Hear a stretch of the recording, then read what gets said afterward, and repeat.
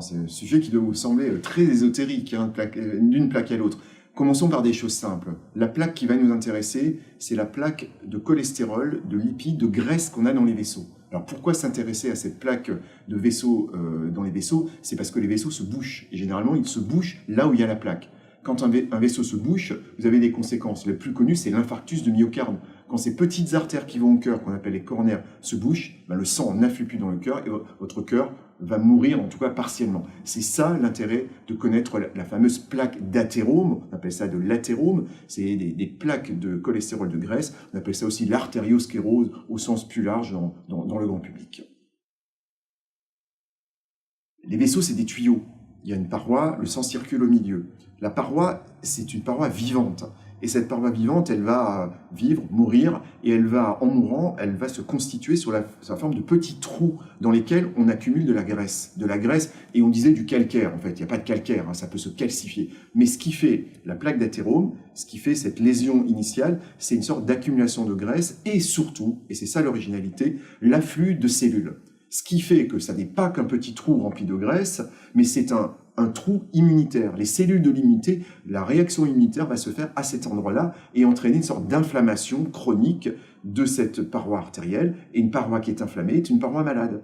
Et donc, elle va non seulement s'épaissir, et en s'épaississant, arrêter le sang, les petites plaquettes, vous savez, qui coagulent le sang.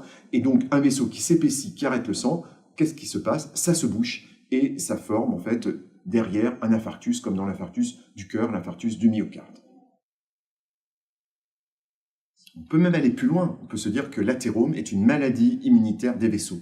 Et cette maladie immunitaire a des analogies, des ressemblances en fait, avec d'autres maladies immunitaires. Alors, c'est une belle analogie, comme c'est une plaque d'athérome, de faire l'analogie avec la plaque de psoriasis. Et il est vrai qu'on ne trouve pas exactement les mêmes cellules, mais il y a des similitudes immunitaires. On va retrouver dans cette plaque d'athérome des fameux lymphocytes, vous savez, ces cellules qui font une partie de notre immunité. Et même quand on va dans le détail, certains lymphocytes, comme les lymphocytes TH17, on rentre dans des choses très compliquées, chacun a son petit nombre, mais on retrouve vraiment des similitudes avec cette plaque psoriasique. On retrouve des similitudes avec d'autres inflammations comme celle de l'articulation. Et vous savez que quand on a du psoriasis, on peut faire de l'arthrite. Ça s'appelle l'arthrite psoriasis.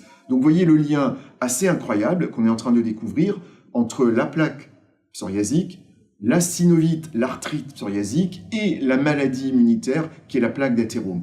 Tout ça, bien sûr, menant à une compréhension différente des choses et menant évidemment à des traitements préventifs différents. Et on peut même dire aujourd'hui, c'est prouvé, quand on traite bien l'inflammation de la peau psoriasique, quand on traite bien l'arthrite, on traite la plaque d'athérome. Ça a été démontré avec des médicaments, de nouveaux médicaments qu'on appelle les anti-TNF. On montre parfaitement que vous prévenez l'athérome. Vous voyez, c'est quelque chose de tout à fait nouveau que tout le monde peut comprendre et qui est, à mon avis, très important pour la médecine du futur.